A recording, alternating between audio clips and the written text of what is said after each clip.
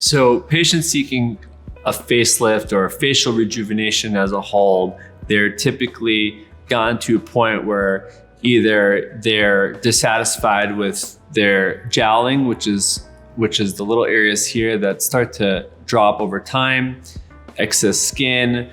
Usually they do not like the banding of the muscle here, and they start to have a little bit of hanging neck, or sometimes more of a turkey neck.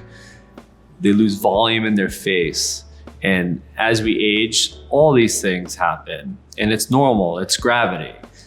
So patients coming in, typically more women than men, just how the nature of plastic surgery, patients are seeking to turn back the clock and restore and to tighten up the jowling and the neck and restore facial volume in the face.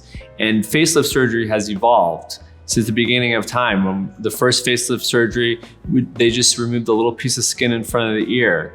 But what we've learned over time is that you can't just do a skin procedure. You need to tighten up the underlying structures, the SMAS layer.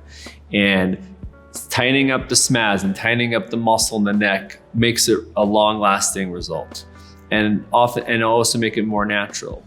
The other thing that we've learned over time is that it's not just pulling the skin and the SMAS and the neck, it's also restoring facial volume. And I don't do facelifts without doing a fat transfer. So I take fat typically from your inner thighs, and I put it in the areas where you've lost. So it's typically around the mouth, it's in the cheeks, in the temples, and even in the earlobes. These are things that oftentimes patients don't even notice. And I say, yeah, I'm gonna take some fat and I'm gonna put it in here, here, and here. And they're like, oh yeah, And it's really peanut butter and jelly. You have to pull and you have to fill.